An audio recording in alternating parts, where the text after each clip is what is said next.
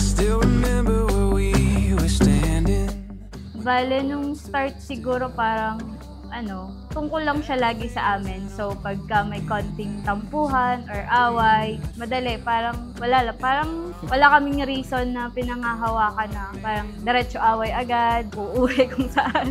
Parang ganun agad. Pero nung ngayon, iba na siya nung may baby na kami, syempre. And I always will. You're the feeling.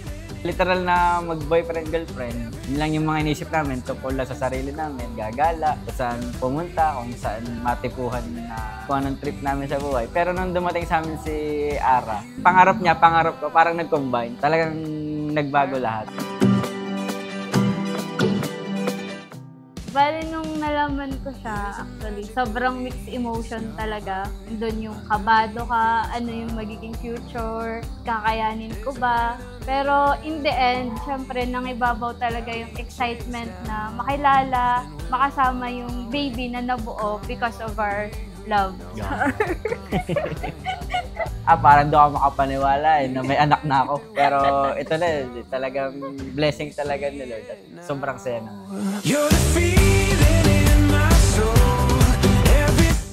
So once again, magandang hapon po sa ating mga guests na nandito ngayon. Siyempre, ang ating mga friends, families, relatives, siyempre nandito ngayong araw para makiselebrate sa ating baby Ara. Ladies and gentlemen, let me introduce to you Zenara Feliz Bon Liwanag!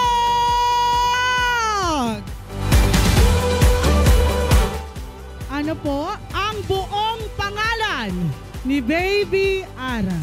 Zenara Feliz Bon Liwanag.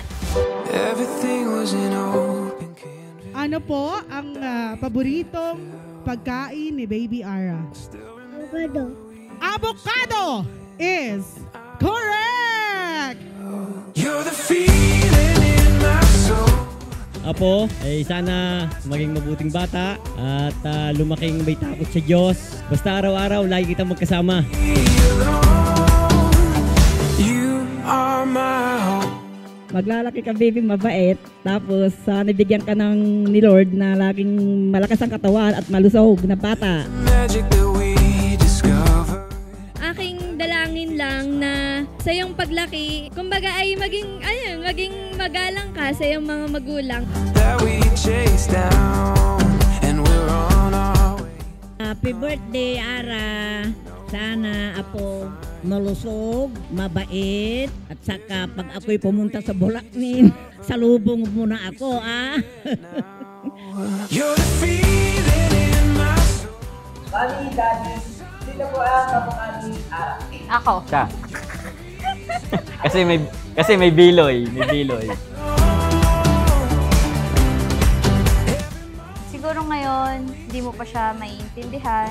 Pero in the future, mapapanood mo to. Gusto kong malaman mo na sobrang happy ko na dumating ka sa amin. And talagang binigyan mo ng sobrang meaning yung aming buhay. Grabe yung happiness na binibigay mo sa amin lahat.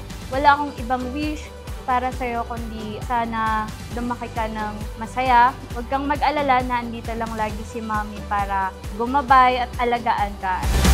Everything was an open canvas that we could fill. I still remember where we were standing. You're the feeling in my soul. Baby, mahal na mahal ka namin. Thankful ako kay God kasi dumating ka sa amin. Ikaw ang nagbibigay saya, ligaya sa aming pamilya. Isang taong ngiti at halakhak na ang binigay mo sa amin. At talagang pagka ikay tulog, tahimik ang aming bahay. Pero pag ikay nagising, kagulo na ulit. Mahal na mahal ka namin, baby. At gagawin ni Mami at Daddy lahat para sa'yo. Hanggang sa paglaki mo, naway lumaki kang malusog, pagmahal sa kapwa, pagmahal sa pamilya, at higit sa lahat, may takot sa Diyos. Happy birthday, Baby Ara! We love you!